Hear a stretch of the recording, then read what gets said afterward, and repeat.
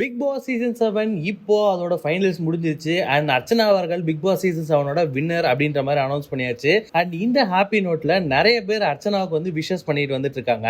அந்த விதத்துல X contestant ஆன ரக்ஷிதா அவர்களும் வந்து அர்ச்சனா அவர்களுக்கு விஷ் பண்ணி இருந்திருக்காங்க.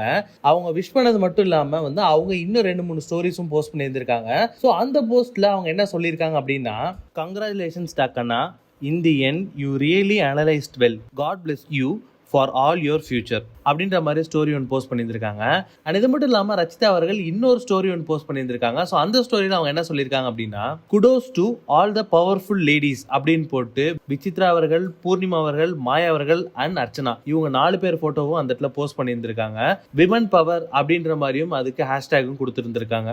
அது மட்டும் இல்லாமல் மாயா அவர்களுக்குமே வந்து ஒரு போஸ்ட் ஒன்று போஸ்ட் பண்ணியிருக்காங்க. ஸோ அந்த போஸ்ட்டில் அவங்க என்ன சொல்லியிருக்காங்க அப்படின்னா, I dedicate these lines to you, you not just well plate, you indeed rule the season அப்படின்னு சொல்லியிருந்திருக்காங்க. ஸோ மாயா அவர்களுக்கு போட்ட போஸ்ட்டில், மாயா நீங்கள் நல்லா விளையாண்டீங்க அப்படின்றது உண்மைதான், ஆனால் இந்த சீசனே உங்களால தான் அப்படின்ற மாதிரி அவங்க ஒரு போஸ்ட் ஒன்று போஸ்ட் பண்ணியிருந்திருக்காங்க. அண்ட் ரச்சிதா அவர்கள் இன்னொரு ஸ்டோரி ஒன்று போஸ்ட் பண்ணியிருக்காங்க. ஸோ அந்த ஸ்டோரியில் அவங்க என்ன சொல்லியிருக்காங்க அப்படின்னா, burning out the suppress pain, என் மனசுக்குள்ளே இருக்கிற வழியெல்லாம் நான் இப்போ வந்து வெளியேற்றிட்டு இருக்கேன் அப்படின்ற மாதிரி வந்து இந்த போஸ்ட்டில் போஸ்ட் பண்ணியிருந்திருக்காங்க.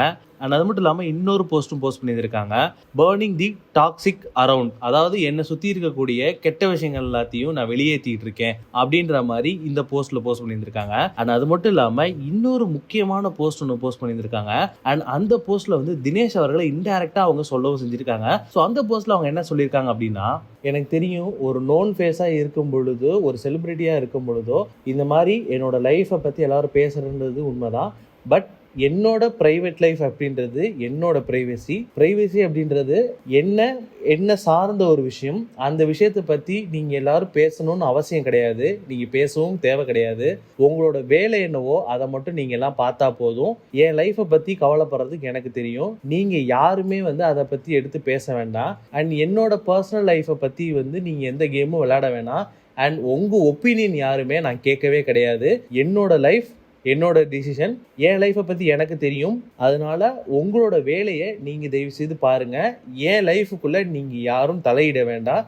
நீங்கள் உங்கள் பிஸ்னஸை மட்டும் பார்த்தா போதும் அப்படின்ற மாதிரி ரக்ஷிதா அவர்கள் கொஞ்சம் ஹார்ஷாகவே இந்த ஸ்டோரியை போஸ்ட் பண்ணியிருந்திருக்காங்க. அண்ட் அவங்க வந்து இன்டைரக்டாக வந்து என்ன சொல்கிறாங்க அப்படின்னா, என்னையும் தினேஷ் அவர்களையும் பற்றி இனிமேட்டு யாரும் பேச வேண்டாம். என்னோட பர்சனல் லைஃப்ன்றது என்னோட பர்சனலாக இருக்கட்டும். அண்ட் அதை யாருமே வந்து எடுத்து பேச வேண்டாம் அப்படின்ற மாதிரி சொல்லியிருந்திருக்காங்க. அண்ட் இந்த ஸ்டோரியை பார்த்தா ஒரு சிலர் என்ன சொல்கிறாங்கன்னா வந்து, இவங்க இன்டைரக்டாக தினேஷ் அவர்கள்கிட்ட தான் வந்து இந்த மெசேஜ் சொல்கிற மாதிரி தெரியுது.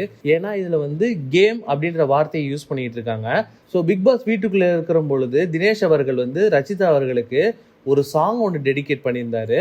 ஸோ அந்த சாங்குக்கு ரிப்ளை பண்ணுற விதமாக வந்து இந்த இடத்துல ரச்சிதா அவர்கள் இந்த போஸ்ட்டை போஸ்ட் பண்ணியிருக்கிறதுக்கு வாய்ப்பு இருக்குது அப்படின்ற மாதிரி நிறைய பேர் சொல்லிட்டு இருக்காங்க. உங்கள் கேமை வந்து நீங்கள் உங்கள் இண்டிவிஜுவலாக விளையாடுங்க. என் பர்சனல் லைஃப்பை வச்சு ரொம்ப சீப்பான ஒரு கேமை நீங்கள் விளையாட வேணாம் இந்த இடத்துல மென்ஷன் பண்ணி சொல்லியிருந்திருக்காங்க. உங்களுக்கு இந்த வீடியோ பிடிச்சிருந்தா லைக் பண்ணுங்கள், ஷேர் பண்ணுங்கள், கமெண்ட் பண்ணுங்கள். மறக்காமல் வி டாக்ஸ் யூடியூப் சேனலை சப்ஸ்கிரைப் பண்ணி அந்த பெல் ஐகானை தட்டி விட்டுருங்க.